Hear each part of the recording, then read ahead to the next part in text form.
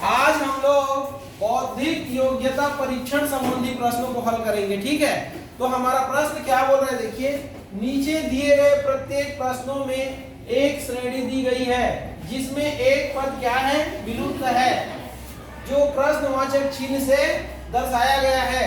दिए गए विकल्पों में से विलुप्त पद को चुनिए बोल रहा है। ठीक है, तो प्रश्न को अच्छे से पढ़ लेना और पढ़ने के बाद अच्छे से समझ लेना, फिर आप लोग सॉल्व करना स्टार्ट करना।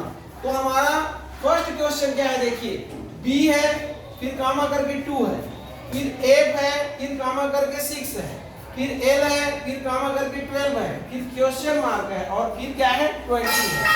यही है ना। तो यहाँ पर आप देखिए एक इंग्लिश का लेटर है, फिर नंबर है, लेटर है, नंबर है, लेटर है, नंबर है। अगर ऐसा क्वेश्चन आपको दिखाई दे तो आप क्या करना, मैं ट्रिक बतला रहा हूँ। ठीक है, ध्यान से समझिए।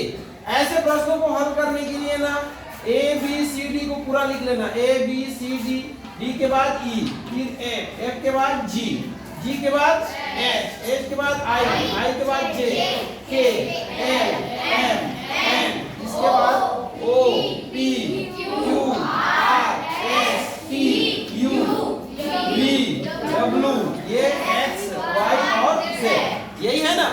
अब इसका नंबरिंग करेंगे। ये देखिए 1 number, 2 number, 3 number, 4 number, 5 number, 6 number, 7 number, ये 8 नंबर, 9 नंबर, 10, 11, 12, 13 और ये 14, फिर ये 15, 16, 17, 18, 19, 20, 21, इसके बाद 22, 23, 24, 25 और 26। आ गया समझ में। अब देखिए इसको, देखिए आप लोग बी का कौन सा नंबर है, 2। ये देखिए बी का 2 है, यही हो रहा है ना। इसके बाद एफ का कितना है, देखिए हो रहा है यही। इसके बाद फिर देखिए एल का कितना है, एल का कहाँ है, ये। इसके बाद आप देखिए आपका क्वेश्चन मार्क है और उस लेटर का नंबर क्या है, 20। तो देखिए 20 नंबर में कौन है, टी। यही है। तो यही हमारा आंसर होगा कि नहीं होगा? Yes sir. तो टी आपके विकल्प में दिया है क्या? Yes sir. कहां पर दिया है? तो ये हमारा करेक्ट आंसर है। आया सबको समझ में? Yes sir. आसान है ना? Yes sir. इसके बाद देखिए सेकंड क्वेश्चन। सेकंड क्वेश्चन में क्या है, देखिए ए के बाद क्या है, 2। उसके बाद क्या है, सी है ना। उसके बाद क्या है, 4, फिर क्या है, जी, और जी के बाद क्या है, 6 के बाद क्या है, एम के बाद क्या है, ए, और 8 के बाद क्या है, क्वेश्चन मार्क। यही है। तो क्या हो रहा है यहाँ पर, आपने को सोचना है। तो क्या हो रहा है आप सोचिए। तो यहाँ पर देखिए ए के बाद क्या आया है, सी आया है। अब यहाँ पर देखिए ए के बाद सी, ये देखिए ए के बाद सी। अब ए के बाद सी आया है और ए और सी के बीच में कितना लेटर छूटा हुआ है, एक लेटर छूटा है ना। लेकिन यहाँ पर नंबर कितना लिखा है, एक ज्यादा लिखा है। 2 लिखा है कि नहीं लिखा है, 2 लिखा है कि नहीं लिखा है। ठीक है। अब आप देखिए ये दोनों के बीच में देखिए सी और जी। तो सी जी कहाँ है, देखिए ये सी और जी। तो यहां पर आपका 2 नंबर लिखा है ना। और उसके बाद सी और जी, तो सी और जी के बीच कितना लिखा है, कितना लिखा है, 4 लिखा है ना। तो 2 लिखा है तो एक लेटर छूटा है कि नहीं छूटा है। 4 लिखा है तो कितना लेटर छूटा है, 3 लेटर, मतलब एक कम लेटर छूटा है ना। अब आगे बढ़िए, इसी को आगे बढ़ाइए। अब देखिए जी और एम, तो जी एम कहाँ है, ये जी से लेकर के एम तक, यही है ना। तो जी और एम के बीच कितना है, जी और एम के बीच 6 लिखा है ना। तो मैं ऐसा कर देता हूं, इसको 6 लिखा है यहाँ पर, लेकिन एक कम है। गिन के देख लीजिए, 1 2 3 4 5 है ना। इसके बाद फिर आगे बढ़िए आप।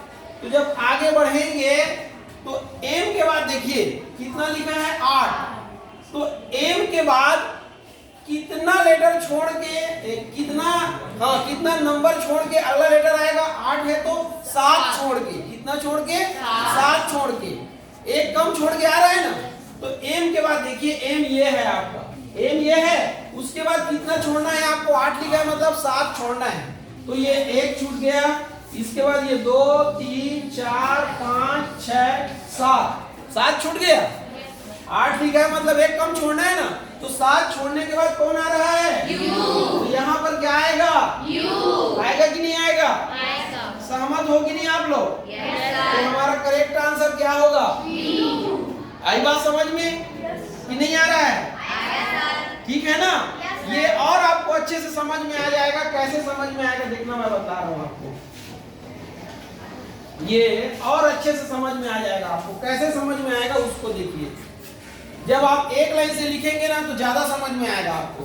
ये ऐसा आप A B C D, ये E F G, इसके बाद H I J K L M N O P, ये लिख लिए।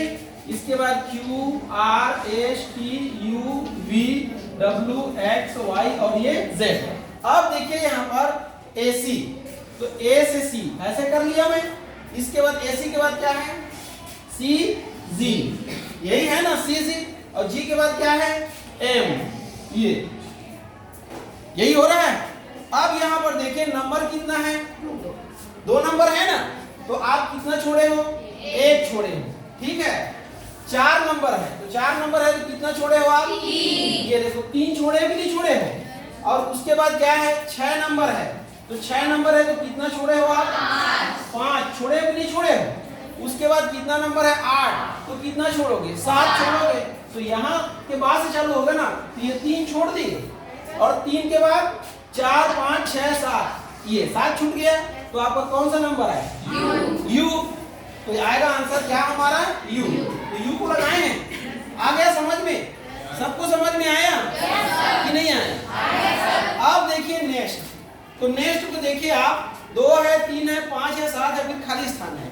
तो यहाँ पर देखिए ये 2 ये 3 ये 5 और ये 7, उसके बाद डैश डैश करके खाली स्थान।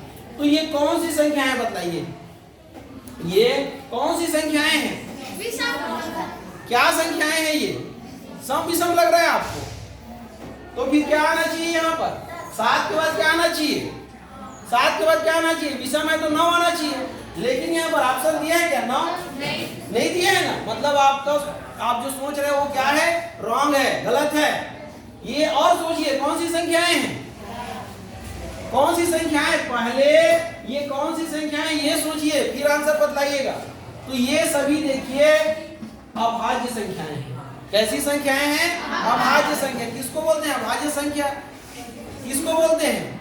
जिसमें 1 का भाग जाता है और स्वयं का भाग जाता है, उसको क्या बोलते हैं? अभाज्य संख्या। इसको अगर भाग करोगे तो 1 से भाग जाएगा और 2 से। इसको अगर भाग करोगे तो 1 से जाएगा और 3 से। इसको करोगे 1 से जाएगा और 5 से। इसको करोगे भागी तो 1 से जाएगा और 7 से।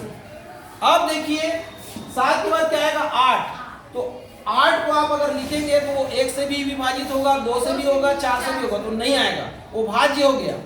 8 के बाद क्या आएगा? 9। तो 9 1 से भी होगा, 3 से भी होगा, 9 से भी होगा, वो भी क्या है? भाज्य है, वो भी नहीं आएगा। 10 भी भाज्य है। अब 10 के बाद डायरेक्ट कौन आएगा? 11 आएगा कि नहीं आएगा? तो आपके विकल्प में 11 दिया है क्या? तो ये हमारा क्या हो गया? करेक्ट आंसर हो गया। तो ऐसे आपको क्या करना है? चालू करना है। क्लियर हुआ? सबको समझ में आ गया?